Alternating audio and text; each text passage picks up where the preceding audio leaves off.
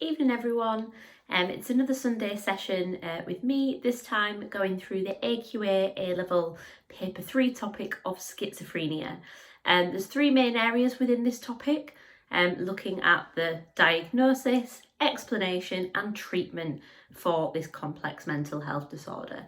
So we're going to start off with looking at the classification process. So in booklet 1 and 2 of schizophrenia, we very much look at the symptoms of schizophrenia. So what is it? How do you identify whether or not somebody has the disorder?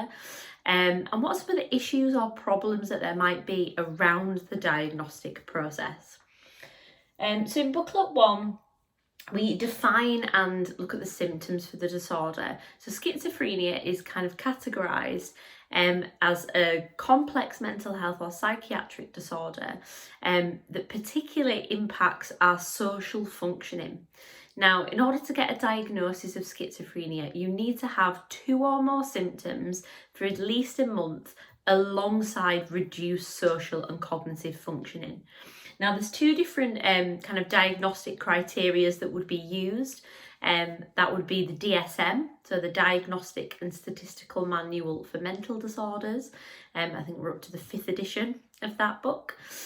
Or the ICD, so the International Classification of Diseases. So the DSM is more commonly used in America, whereas the ICD is by the World Health Organization, and that's more commonly used in the UK and kind of in and around Europe.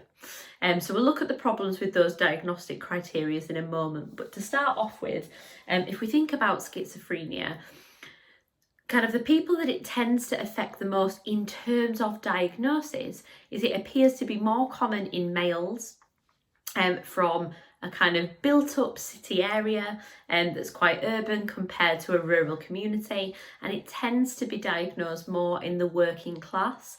Now, this is the type of disorder that tends to be diagnosed in kind of the late teen, kind of early 20s to 30s bracket, so kind of the post-puberty, as young people enter into early adulthood, that tends to be when symptoms would start to manifest and show themselves. But it only affects about 1% of the population, so whilst it is more common in certain groups, it is still kind of statistically not a very common disorder. Now, the types of symptoms are broken down into 2 key areas. We've got what we call positive symptoms and negative. Now, that is not referring to good and bad symptoms. Instead, it's referring to what is added or taken away from our behaviour by having these symptoms. And there's lots of symptoms of schizophrenia. We just look at a couple of examples for each type. So as long as you know these kind of 4 or 5 main symptoms, then that's all that you need for the exam. So if we start off with positive symptoms, so this is something that adds to our social and cognitive functioning. And we look at that in the form of hallucinations and delusions. So a hallucination is about having an inaccurate perception of reality and kind of hearing and seeing things that aren't actually there. So for example, auditory or visual hallucinations. And then we've got what we call delusions. So delusions of grandeur and delusions of persecution. So delusions of grandeur is an irrational belief that we are a lot more significant or important than everybody else around us, and to the extent that we would possibly view ourselves as a religious figure, so we compare ourselves to, for example, God or Jesus, or we think that we, for example, are the Queen, even though we probably are most likely not. Okay, so again, it's about viewing our importance or status as much more significant than others. And then delusions of persecution is about the belief that somebody is out to get us. So for example, that our phone is being hacked by the government and people are listening, or that we're going to be abducted by aliens, or that somebody is out looking for you and trying to cause harm and distress to you. A negative symptom, however, is something that removes behaviour or things from our normal day-to-day functioning. And the 2 main examples we look at for this is avolition and speech poverty. Now, avolition is similar to maladaptive behaviours displayed in, for example, depression, because avolition is about a reduction in motivation and ability to meet kind of goal-directed behaviour. So you struggle to get up, to go to work, to kind of achieve those things that you might normally have been able to do in the past. Speech poverty, however, is about a reduction in the amount or quality of speech. So it's either not communicating at all, so kind of withholding our conversational abilities, or it's about having very disrupted speech. So we might speak in short, muddled sentences, we might struggle with the flow of a conversation, we might say random things that don't seem to make sense, and kind of struggle with that verbal interaction. So like I've said previously, you need 2 or more of those symptoms for at least a month with reduced functioning to actually get a diagnosis. Now, if we think about the issues with the reliability and the validity of diagnosis, an exam question on this is where we have to kind of discuss and assess if we are using these manuals like the DSM and ICD to diagnose schizophrenia, what problems might arise and how could we potentially overcome them. So this is broken down into kind of 2 main types of issues. You've got issues that affect the validity and issues that affect the reliability. So if we think about those words individually, reliability is about consistency, whereas validity is about accuracy. So if we think about issues of reliability, first of all, we've got, for example, inter-rater and test-retest reliability. So this is referring to, first of all, inter-rater is looking at what would happen if you were to go and get a diagnosis from one clinician. Would that same patient, using these diagnostic criteria, be able to go to another specialist and get the same diagnoses? So inter-rater reliability is the issue with whether or not diagnoses are consistent between clinicians, because that's going to affect the numbers of diagnoses made significantly if every clinician is kind of assessing people in a subjective way. Whereas test-retest reliability is regarding whether or not you get a diagnosis and if that same patient would be diagnosed again by the same clinician weeks, months later. Okay, so it's looking at over time, is that criteria still suitable, still consistent, going to get you a diagnosis, a couple of weeks, months later? We then think about validity. So we've already looked about the consistency of diagnosing, but validity is about accuracy. So one of the things that can affect the accuracy of a diagnosis is things such as concurrent validity. Now, concurrent validity is about comparing your diagnostic criteria to that gold benchmark standard and the extent to which 2 diagnostic criteria that are supposed to diagnose the same thing agree with each other. So in the case of schizophrenia, we're referring to the DSM and the ICD. So this is looking at, if I was to go and be diagnosed using the DSM criteria, would that same patient then be able to be diagnosed having schizophrenia using the ICD criteria? So this is the extent to which the 2 books actually agree with each other. And again, is there that accuracy in the diagnosis? Because if both books are supposed to be measuring the same thing, that being diagnosing disorders like schizophrenia, then if both tools are accurate, it shouldn't matter which book you're using as a clinician, you would still come to the same conclusion about that patient. There's also some other things that can affect the reliability and validity of diagnosis. So things like symptom overlap, comorbidity, and things like gender and culture bias. Some of these are more self-explanatory than others. So for example, gender bias is referring to the gender either of the patient or the clinician. So is there something about, for example, males that make them more likely to be diagnosed? Is that to do with the way they present their symptoms? Possibly a female's just better at hiding and masking their symptoms, as they are with a wide range of neurodiverse and mental health conditions, or is it that genuinely more males are prone to schizophrenia? Also, in terms of culture bias, this is referring again to either the patient's culture or to the GP or the doctor that is doing the referral. So a really good example here is that in certain kind of more African tribal communities and kind of non-Western countries, there are certain behaviours of schizophrenia that in the past have been seen as a sign of religious commitment and part of kind of their cultural, spiritual heritage.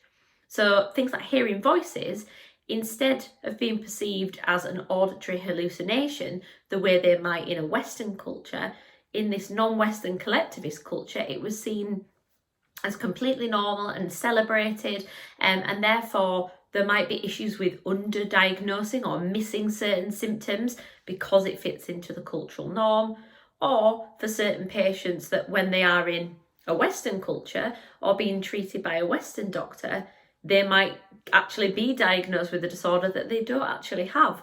It's just something that's part of their heritage and upbringing, and is then incorrectly being perceived as a mental health disorder.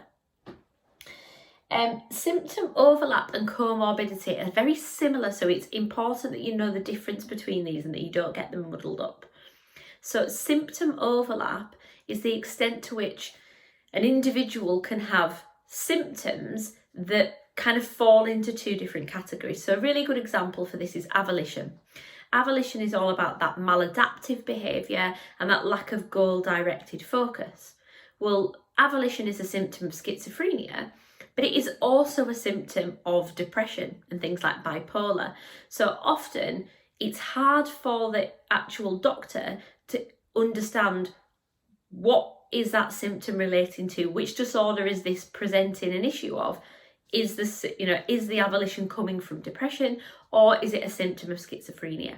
So where the symptoms that the patient is presenting links to multiple disorders, it's actually hard to find an accurate diagnosis, which then has a knock-on effect for treatment.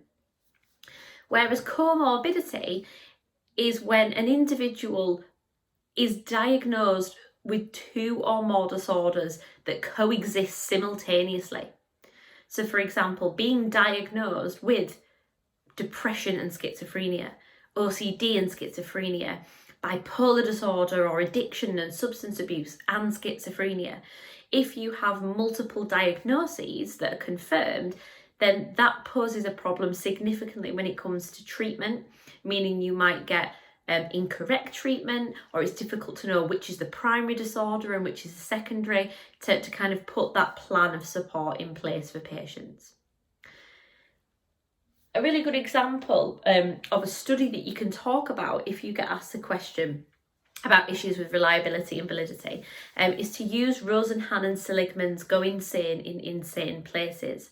So that's the study where they sent patients into a kind of, at the time, what was referred to as a mental asylum, faking essentially kind of auditory hallucinations, kind of faking a really specific symptom. And one of those symptoms or the particular things that they were saying that they heard weren't at that time categorised by any known disorder. So it should have been obvious to the clinicians that these patients were faking. And after a couple of days, they stopped the symptoms and behaved as normal, but they were all kind of medically declared insane because of this reoccurring symptom that they had been presenting. So that clearly shows that there is a problem with the diagnostic process if we're unable to tell when patients are genuinely experiencing symptoms or not. So in the exam, when this question comes up, the key thing here is that you can give examples for each of the issues. So you can say, one issue of diagnosing is gender bias, this is when, and then give an example. So in the booklet, if you go and look really clearly, there is research examples and kind of studies linked to each of the different issues. So kind of that's your AO1. Your AO1 is defining the issue and giving examples. The AO3, so your evaluation, is where you talk about the consequences of those issues. So you talk about the positive and negative consequences of that issue in diagnosing. So if the issue, for example, is culture bias, you say, this is the issue, here's a research example. A consequence of culture bias is that this could lead to inaccurate or misdiagnosing, which provides issues for the patient in terms of labelling. The stigmatisation around disorders like schizophrenia can be quite detrimental for patients in terms of impacting their ability to function in society. For example, it can affect things like applying for jobs. But also, false labelling could have an impact on treatment, meaning that patients don't get the right care that they need, and that their symptoms then actually get worse over time. Okay, so the AO3 is about assessing the extent to which there is a problem. As we move on to the explanations for schizophrenia, this is broken down into kind of two main sections. You've got your biological explanations and then you've got your psychological. So if we start first of all with biological explanations, this is obviously suggesting that schizophrenia has a physical basis. It's down to something physical within the body. And this is broken down into three key sections. You've got the role of genetics, you've got what we call neural correlates, and then we've got the dopamine hypotheses. So if we start with genetic, this is all about the idea that schizophrenia has a hereditary basis, and therefore it is innate. It's something that is born and within us, and that we have developed as a result of inheriting specific genes linked to the disorder. Now here you could bring in knowledge of candidate genes. However, the most important thing I would talk about for genetics for schizophrenia is the role of the concordance rates and looking at the extent to which symptoms are affected. So for genetic explanations, I would bring in my concordance rates from Gottsman of MZ twins having a concordance rate of 48%, and DZs having a concordance of 17%. Remember, an MZ twin is monozygotic, it shares and DZ have a 17% concordance rate. Remember, MZ twins are monozygotics. That means they share 100% of their DNA, whereas a DZ twin only shares 50% of their genetics. So they are technically no more genetically similar than your average brother or sister. In terms of neural correlates, this is referring to the kind of correlations between specific parts of the brain and the extent to which those parts of the brain might cause symptoms of schizophrenia. So there's three examples you can talk about here. The first one is looking at the positive correlation between enlarged ventricles in the brain and symptoms of schizophrenia. You've also got low activity in the ventral striatum, referring to negative symptoms like avolition, whereas high activity in the superior temporal gyrus can be linked to positive symptoms. But obviously an issue with those is that they are simply correlations, hence neural correlates. So this is just looking at those observations between parts of the brain and symptoms. It doesn't necessarily mean a direct cause and effect. And the last and arguably most important biological explanation is the dopamine hypotheses. So this is broken down into hyper and hypodopaminergia. Hyperdopaminergia is when there is an excess of dopamine in the brain, so there's too many D2 receptors and therefore too much dopamine attaches during that process of synaptic transmission. Now, as dopamine is a positively charged neurotransmitter, it's excitatory, this means it makes the message more likely to fire.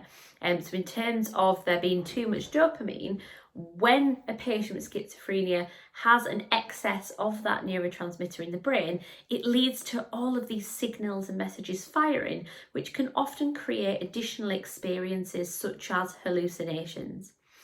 In particular, hyperdopaminergia has been linked to auditory hallucinations when there is an excess of dopamine in cortexes such as the Broca's area, which is linked to speech production. Hypodopaminergia is the opposite. This is referring to when there is a reduction or a significantly low amount of dopamine in the brain, in particular in that kind of prefrontal cortex area, which has been linked with negative symptoms. Alongside explanations, you also have to know about the treatments for schizophrenia. So for the biological explanation, you would then follow that on with biological treatments. Now make it clear that treatments and explanations are two separate questions and therefore two separate components. So because they are two separate things, you need to make sure that you are remembering the question really carefully, but also that you know the phrasing for the evaluation of these. Remember, if we're evaluating a theory, we comment on the extent to which it adds or questions the validity of the theory. If we're evaluating the therapy or a treatment of a disorder, we evaluate the effectiveness and the appropriateness. So in terms of the drug therapy, first of all, we can talk about the use of typical antipsychotics. So this is a medication that patients will take. The typical antipsychotic example is chlorpromazine. That's the name of the brand, but the actual type of drug is a typical antipsychotic. Now this came around in kind of the late 50s. It's referred to as first generation, one of the first kind of antipsychotic medications out there. And how it works is it reduces the amount of dopamine in the brain using dopamine antagonists. So when the patient takes the medication, what it does is it releases chemicals that block the receptors during that process of synaptic transmission to try and prevent the dopamine from attaching to the D2 receptors. That ultimately then reduces the amount of dopamine in the synapse, meaning the message is less likely to fire. So this works on kind of positive symptoms and tries to reduce the impact of things like hallucinations. It does, however, have significant side effects. As with most medication, typical things like vomiting, nausea, headaches, potentially insomnia. But the most significant type of side effect that patients can experience if they are a long-term user of this drug is something called tardive dyskinesia. Now, this is a condition associated with poor speech and communication because it affects the ability to control the muscles in the face. So that would have a knock-on effect for patients by doing things like making their symptom of speech poverty potentially worse. Alternatively, you can talk about atypical antipsychotics. So these are second generation drugs, came out in kind of the late 90s. They're a lot more contemporary. For example, clozapine. And this again also reduces positive symptoms through the use of dopamine antagonists, but it also works on negative symptoms because at the same time as reducing dopamine, it simultaneously increases levels of serotonin. So it acts on kind of negative symptoms like avolition because serotonin is a mood regulator. So if we increase our amount of serotonin, we're going to feel better. We're going to feel happier, more motivated, and able to achieve that goal-directed behaviour. So a good thing to note when you're revising drug therapy is not just looking at the pros and cons of taking each medication. You need to be able to refer back to how that treats the symptoms specifically. And also think about the similarities and differences between the two different drug treatments, because you can often get asked a comparison question to talk about the ways in which those medications are similar or how they differ. Another thing you could be asked to compare is different types of treatments. So comparing drug therapy to psychological therapies like CBT and family therapy. And I'll talk about those in a moment. But again, this is just kind of a flagging up that as well as straightforward outline and evaluate questions, you can also get comparison questions in schizophrenia, particularly comparing the different treatments. So we've talked about biological explanations and treatments, so it's only right that we now think about the psychological explanations and treatments. Now that phrase psychological explanations involves kind of two main types of theory for schizophrenia. We've got what we call family dysfunction, and that is more of a situational theory, talking about the environment in terms of who you surround yourself with and how the impact of others could increase the likelihood of you developing the condition. And then we've got the cognitive explanation, which is about your own internal thought processes and irrational thinking. So family dysfunction, which then leads to family therapy, is broken down into kind of 3 subcomponents. So you've got expressed emotion, double bind theory, and a schizophrenic mother. So family dysfunction is all about poor communication between members of a family and people that live together. So expressed emotion is categorized by hostile behavior. So if the person that you are living with, so your, for example, parents and carers or significant others, are displaying high levels of criticism and hostility towards you, whilst this hasn't been found to kind of cause schizophrenia from the onset, expressed emotion is something that can cause relapse. So a relapse is when somebody who already has a disorder starts to get better, and then all of a sudden they go back to square one, their symptoms return. So expressed emotion might not be a direct cause of schizophrenia, but research from Kavanagh has identified that people who live in families with high expressed emotion are likely to see a return to their original symptoms. Double bind is referring to mixed messages. So particularly in terms of the dynamic between young people and parents and carers, if you are receiving mixed messages or signals in terms of communication, this can be quite confusing. It can lead to things like distrust or potentially speech poverty.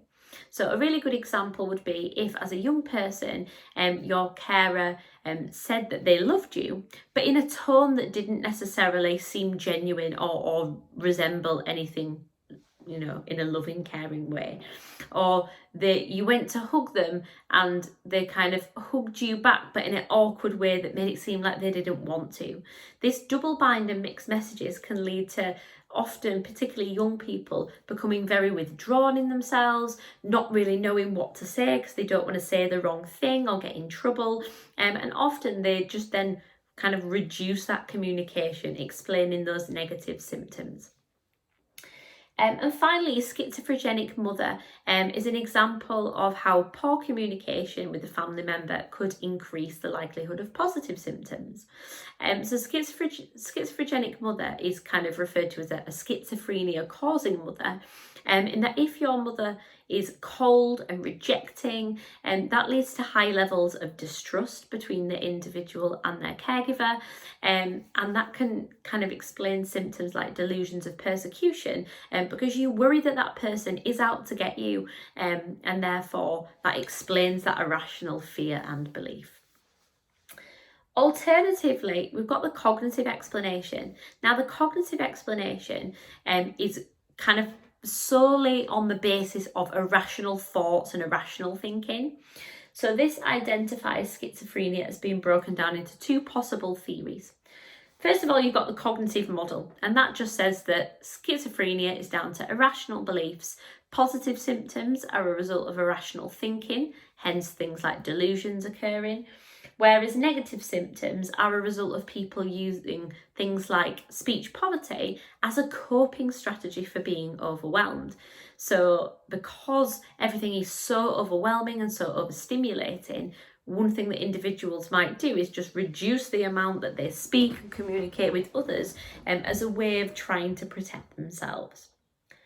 Alternatively, the cognitive explanation identifies something called dysfunctional thought processing, suggesting that the actual way that patients with schizophrenia understand and think and process their emotions is different from that of a neurotypical individual. So within thought processing, we've got meta-representation and central control. So meta-representation is the idea that you as an individual are aware of your own thoughts and that you are very much in control of them. So you know that the thoughts you have are your own and that you created them. So for example, if I was to have a thought, I can kind of hear myself, having that thought. I can hear a little voice in my head. So if I asked you, what do you want for your tea? And I was thinking, I really want pizza. I can hear myself saying the word pizza and kind of having that thought. But as somebody without schizophrenia, I am aware that that is my own voice that I can hear, my own thought, and I created that. Somebody with schizophrenia would often struggle with meta-representation because they wouldn't be able to understand that the voice that they can hear is their own, so would often mistake it for the voice of other people, explaining why that can link to things like auditory hallucinations. Alternatively, people with schizophrenia struggle with the meta-representation of interpreting the intentions and feelings of others around them. So one thing that is very common would be if you were to see somebody do something, often as individuals we can kind of make a guess, an assumption, or an interpretation of that behaviour. That's very difficult for somebody with schizophrenia to do. So if, for example, they saw somebody driving past in a car and they looked, for example, quite angry, we would make that kind of automatic assumption that they are angry at us, that they are out to get us specifically, explaining symptoms like delusions of persecution. We wouldn't be able to regulate that emotion and thought process of they might just be angry because of a bit of road rage, they might be on the phone to somebody, so we can't hear what they're saying in the car, they might not even be angry at all, they might just look it. We would make that automatic assumption that that person is after us. Central control, however, is an irrational thought process in terms of being able to kind of suppress and control emotions and urges and think about an appropriate way to display behaviour. So if you're having a conversation, central control, sometimes we might have a thought in the middle of that conversation, but it's either inappropriate in the social situation that we're in, so it might be rude, it might be offensive, it might not potentially just fit the context of the conversation. So rather than blurting it out, we suppress it, we put that thought to one side, and we can kind of navigate a social situation. But somebody with schizophrenia wouldn't be able to suppress that thought. As soon as they have that thought, it kind of blurts out and causes that disruption in verbal communication. So it explains things like speech poverty. A really good example for central control is looking at Sterling's study into the Stroop test. So that's the one we did in lesson where kind of the different words pop up in different colours and you've got to say the colour of the ink rather than the word. And that was a good kind of study that explains how central control works. So that's the cognitive explanations. So to follow on from that, you've got psychological treatments, which again is broken down into family and cognitive. Family therapy obviously is in relation to the family dysfunction explanation, using those same principles, and then cognitive behavioural therapy is linking specifically into the cognitive. So if we start with the CBT, so the cognitive therapy, this is known as CBTP, because it is in particular a personal therapy. And this is identified by having kind of roughly between 1 and 20 one-to-one or small group sessions with a therapist, on average about 16 sessions, in which the therapist would treat the client as kind of a scientist, identifying hypotheses as to why they are having some of these irrational thoughts, identifying the thought process, helping them dispute that through the use of homework, so getting them to write a diary and kind of make a note of every time they experience some of their schizophrenic symptoms, and then they try to help them rationalise those, to understand that they are not the only person experiencing this, and to try and come up with some coping strategies such as either increasing or reducing social interactions with other people as and where appropriate. Family therapy, however, this is a much longer commitment, because this involves not only you as an individual patient, but also your entire family structure. So this is where the patient and all the people that they live with in their family household would attend group therapy sessions for between 9 and 12 months. So it's a long-term commitment, and it's very much focused around trying to reduce expressed emotions, to reduce negativity and criticism, increase positive communication between each other, and to try and get that support and understanding to help the family understand that this disorder is very complex, and also take that blame away, allow them to see that they are not solely responsible for this, and that it's about that positive communication and working together. So again, when you're evaluating this, you are referring to effectiveness and appropriateness because it is treatments. And you might want to think about the comparisons of, why might CBT be better? Well, it might be more appropriate than medication, for example, because it actually tackles the root cause of the problem, whereas medication like atypical and typical antipsychotics, they just help get rid of symptoms. But if somebody's has really severe speech poverty, they're going to struggle with the talking-based therapy, whereas family therapy, there's somebody else there to facilitate that conversation. So there's pros and cons of all types of therapies. You just need to be able to think about this again, the similarities and differences between them, so that if you get a comparison of treatments question, you're prepared for what to write. And the structure of that would be the same as it is when you write an approaches essay. You still do the IEE, so you would identify the treatment, explain how the first one works, use a comparative word, explain the second one. The final kind of therapy, although what comes under the bracket of psychological therapy, is token economy. Now, token economy is not a therapy, it is a management technique. So in the exam, if you get asked a question about managing symptoms of schizophrenia, or because this is a named treatment, or kind of a named technique, you could get, for example, an 8 marker on token economy. Your AO1 would be explaining how it works. Your evaluation, again, how effective is this in terms of reducing symptoms? So token economy doesn't necessarily get rid of schizophrenia the way that some of the other therapies do, but it's a really useful technique for helping patients manage the condition on a day-to-day basis using that process of operant conditioning.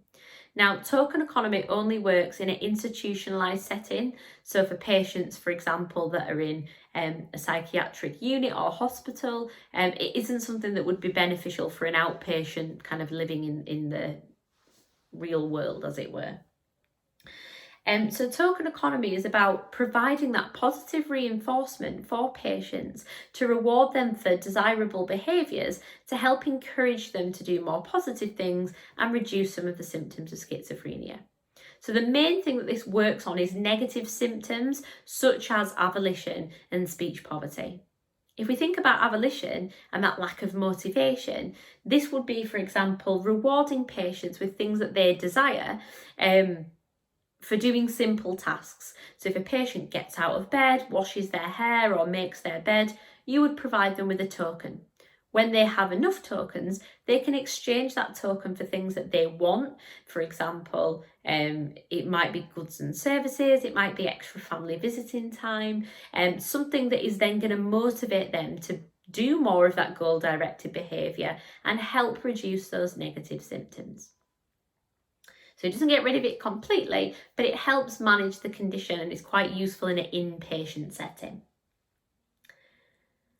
And then lastly, the final book of schizophrenia is referred to as the interactionist booklet, because this is all about the interactionist approach to both explaining and treating schizophrenia. So interactionism is about bringing together that concept of nature and nurture and looking at the combination of effects when it comes to understanding human behaviour. So in this context, we're looking at the diatheses stress model for schizophrenia.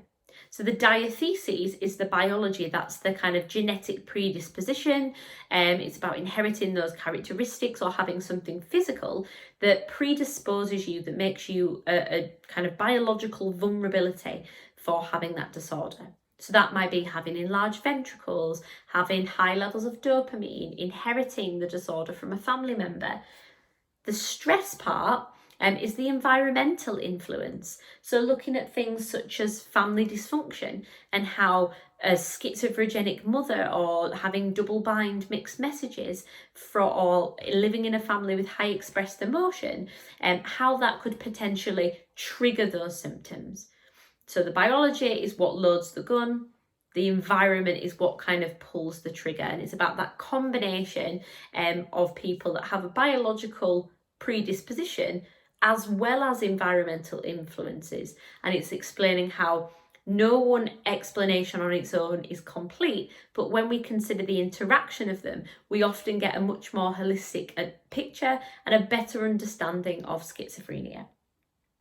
In terms of treating schizophrenia using an interactionist approach, this is again about using a combination of ideas. So if we're saying in the explanation that it's a mixture of biological and environmental factors, then we should also consider that when treating patients. So this is about using what we call dual treatment plans, where you might use 2 or 3 different types of treatment in order to get the best outcome. So for example, giving patients typical or atypical antipsychotics to reduce their symptoms and get them into a place where their symptoms are managed enough that they are then in a headspace in terms of they've reduced their levels of delusions, or they've improved their communication because they're not suffering from speech poverty. So they are then in a state where they're able to also do CBT or family therapy alongside taking medication. So this is about the interaction of using multiple ways to treat a disorder and thinking about how that is more effective than kind of singular treatments, by taking again this very holistic approach to understanding what is a very in-depth and complex condition. So hopefully that gives you a little bit of a whistle-stop tour of all of the essential elements for schizophrenia, and kind of highlighted to you what you might need to go over this last week to revise and prioritise before your paper 3 exam. One more video to go of issues and debates, and don't forget there's lots of support on the Instagram, on the forum, so just kind of make sure you're commenting, sharing, and not long left to go now, guys. So good luck, and I'll see you in that final video.